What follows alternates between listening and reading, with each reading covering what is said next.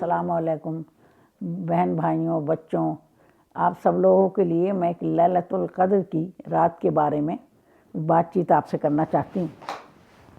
تو بات یہ ہے کہ لیلۃ القدر یہ تو اللہ تعالیٰ کی خصوصی رات ہے، خصوصی انعام ہے لوگوں کے اوپر۔ یہ رمضان المبارک کا تیسرا عشرہ، پہلے عشرے میں تو اللہ پاک نے فرمایا ہے کہ یہ آپ کے لیے مغفرت ہے، اور دوسرے عشرے میں بخشش ہے، تیسرے عشرے میں بخشش ہے، اور دوسرے عشرے میں اللہ تعالیٰ کی خوشنودی ہے۔ تو بات یہ ہے کہ ہمیں اللہ تعالیٰ سے خوب مانگنا ہے، راتوں کو عبادت کرنا ہے۔ ہمارے پیارے حضور صلی اللہ علیہ وسلم وہ 20 تاریخ کے بعد عصر، مغرب اور عشاء کے درمیان غسل فرما کے اور پھر نماز کے لیے لمبی نماز کے لیے تشریف رکھتے تھے۔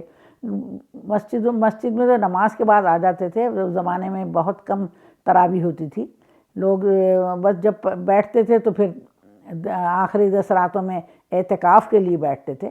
حضور پاک صلی اللہ علیہ وسلم نے اپنی زندگی میں کئی بار اعتکاف کیا۔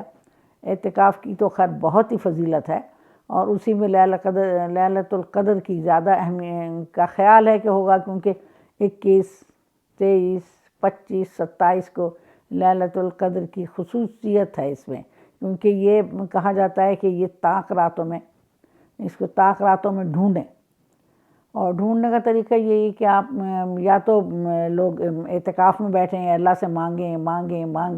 یہ خاص دن ہے اللہ سے مانگنے کے۔ ہمارے پیارے حضور صلی اللہ علیہ وسلم نے فرمایا کہ خود بھی جاگو اور اپنے عزیزوں کو، اپنے رشتہ داروں کو جگاؤ۔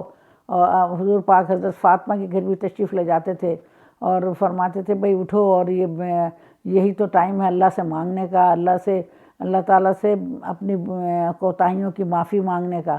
تو میرے پیارے حضور صلی اللہ علیہ وسلم کی ہمارے اوپر اتنی عنایات ہیں، اتنی مہربانیاں ہیں، تو ہمیں اس سے فائدہ اٹھانا چاہیے۔ اور اسی معاملے میں ایک چھوٹی سی بات آپ کو سناتی ہوں کہ ایک تھے اویس کرنی۔ حضور پاک صلی اللہ علیہ وسلم نے فرمایا کہ اویس کرنی حضور سے ملنے کے لیے ان کے گھر تشریف لے گئے۔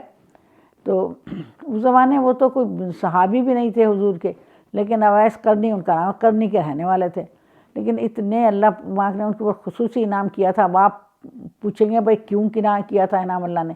اس لیے کہ انہوں نے اپنی امی کی، اپنی والدہ کی، اپنی ماں کی اتنی خدمت کی کہ انہوں نے ساری زندگی اس میں لگا دی۔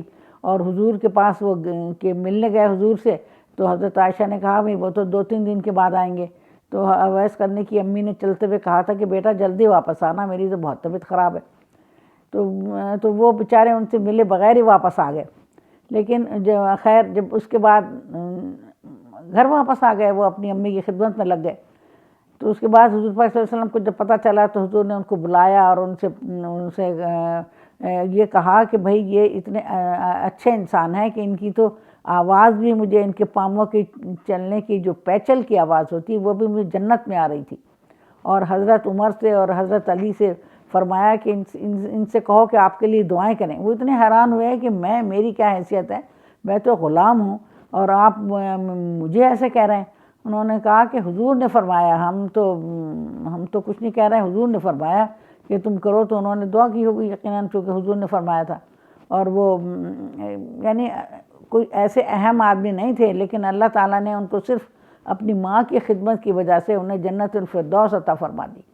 تو پیارے بچوں دیکھیں، یہ جو شب قدر ہے، یہ جو لیلۃ القدر ہے، یہ جو رمضان کے آخری عشرہ ہے رمضان کا، اس میں ہمیں یہ چیزوں کی یاد دلاتی ہے کہ ہم اپنے ان لوگوں کو دیکھیں۔ سب سے پہلے تو ہے خدمت، اللہ پاک نے فرمایا اپنے بڑوں کی خدمت کریں، اور پھر اس کے بعد ہے اپنے پیسے کو صحیح جگہ پہ خرچ کریں۔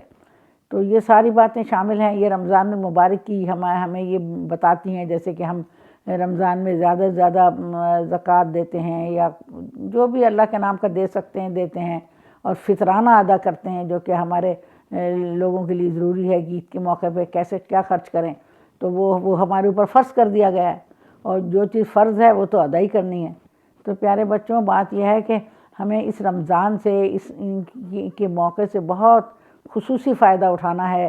ہمارے پیارے حضور صلی اللہ علیہ وسلم نے لیلۃ القدر کو فرمایا ہے کہ اس کو ڈھونڈو، تو اس کو ڈھونڈو، اور یہ ایسی ہے جس کو مل جاتی ہے، تو جیسے 80 سال کی عبادت. اب آپ پوچھیں گے 80 سال ہر ایک آدمی کو تو نہیں مل رہے ہیں. لوگوں نے کہا 80 سال تو ہماری عمر بھی نہیں ہوتی، 80 سال کی عبادت آپ نے فرمایا. انہوں نے کہا کہ بات یہ ہے کہ یہ تو اللہ تعالیٰ کی مہربانیاں ہیں، وہ جس کے اوپر چاہے برسا دیں، جیسے بارش برستی ہے تو وہ کوئی یہ تھوڑی دیکھتی ہے کہ یہ پہاڑ ہے، یہ دریا ہے، یہ سمندر ہے، وہ تو ہر جگہ برستی ہے. تو ایسی اللہ پاک کی مہربانیاں، اللہ تعالیٰ کا رحم، اللہ کا کرم ہم سب پہ ایسے برستا ہے کہ آپ کو، میرا خیال ہے کہ دل میں خیال بھی نہیں ہوگا کہ اللہ تعالیٰ جو ہم مانگ رہے ہیں وہ اللہ کیسے ہمیں عنایت فرما دیتا ہے، اور وہ کب دے دیتا ہے، کیسے دے دیتا ہے. وہ تو اللہ پاک نے فرمایا ہم تو مائل با کرم ہیں، کوئی سائل ہی نہیں. تو ہم تو مانگنے کے لیے ہمیں چاہیے کہ ہم مانگیں، اللہ سے مانگیں. انہوں نے فرمایا کہ بھائی لمبی لمبی راتیں، لمبے سجدے، لمبے جیسے ہے نا سبحان ربی الاعلیٰ، سبحان ربی العظیم، اس کو 10 بار پڑھیں تاکہ یہ لمبے ہو جائیں اور اللہ کے آگے ہم جھکے رہیں، اور اسی میں ہم اپنی جو ضروریات ہیں وہ بھی اللہ تعالیٰ سے مانگتے رہیں. اللہ تعالیٰ نے تو ہمیں بہت مواقع دیے ہیں. اللہ اس موقع سے ہمیں فائدہ اٹھانے کی توفیق عطا فرمائے، اور ہمارے جو بڑے ہیں، ہمارے بزرگ ہیں، اللہ ان کو جنت الفردوس میں اعلیٰ مقام عطا کرے.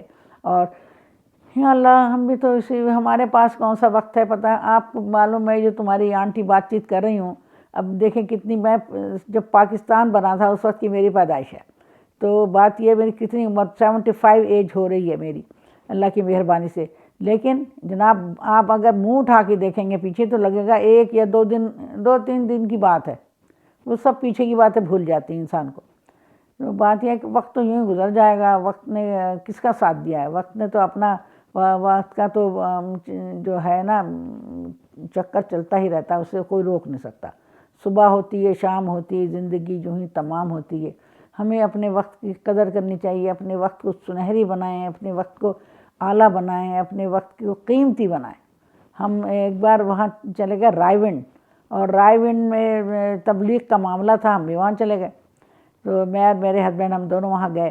تو اب آج کل تو میں یہاں رہتی ہوں آسٹریلیا میں، یا کیمبرا میں رہتی ہوں. میرا ایک بیٹا کیمبرا میں ہے. میں آپ کو کسی دن کیمبرے کے بارے میں سارا واقعہ بھی بتاؤں گی، اور آپ اس کی سیر بھی آپ کو کرانی ہے. لیکن بہرحال تو میں پہلے کی بات آپ کو بتا رہی ہوں کہ وقت ایسا گزر جاتا ہے پتہ ہی نہیں چلتا، اور انسان ایسا لگتا ہے جیسے ابھی کل کی بات ہے، اور اب اتنی ایج ہو گئی، اور اللہ تعالیٰ نے صحت دی ہے. شکر ہے پاک پروردگار کا کہ میں آپ سے بات چیت کر رہی ہوں، اور جو کچھ مجھے تھوڑا بہت معلوم ہے وہ میں آپ کو بتا رہی ہوں. اور میرا دل چاہتا ہے کہ میں اپنے بچوں کو اردو سکھاؤں، اردو میں بات چیت کروں، اردو کے محاورے بتاؤں. انشاءاللہ یہ سارا کچھ میں بتاتی رہوں گی. محاورے ایک سے ایک ہیں، تو آپ کو مزہ آئے گا میری بات چیت سن کے. اگر آپ انشاءاللہ، یقیناً میرا دل چاہتا ہے کہ آپ کے ساتھ ہمیشہ روزانہ گفتگو چلتی رہے. اور ہم دیکھیں نا، میں تو آپ کی آنٹی ہوں، بڑی سی آنٹی. جو بچے ہیں انہیں کوئی بات میری یقیناً پسند آتی ہوگی، کیونکہ جیسے آپ کے بڑے ہیں، آپ کی دادی نانی ہیں، وہی طرح کا ہے سارا سلسلہ میرا. تو بیٹے اصل مقصد تو میرا آپ کو یہ بتانا تھا کہ لیلۃ القدر کی اس رمضان میں لیلۃ القدر اللہ تعالیٰ آپ کو نصیب کرے، ہم سب کو نصیب کرے. اور یہ جو عشرے ہیں یہ کیسے گزر گئے. اب تو آخری عشرہ رہ گیا جو کہ اللہ تعالیٰ اس معافی کا عشرہ ہے، اور اس میں یہ دوزخ سے بھی رہائی ہے. یا اللہ تو معاف کر دے، تو رحم کر دے ہم سب پہ خوشی، اور ہمیں رمضان میں کوشش کریں کہ نیکی کی توفیق دے اللہ تعالیٰ. اپنے بڑوں کا خیال رکھیں، اور یہی ہماری کوشش ہونی چاہیے. اور ہمیں بچوں سے شفقت ہو. میرے مولا یہی ہماری زندگی کا راز ہے. اور اللہ تعالیٰ ہم سب کے اوپر آسانیاں فرمائے. اور پیارے بچوں اور میرے بہن بھائیوں، السلام علیکم. انشاءاللہ پھر کل بات ہوگی کسی اور موضوع پر انشاءاللہ. السلام علیکم.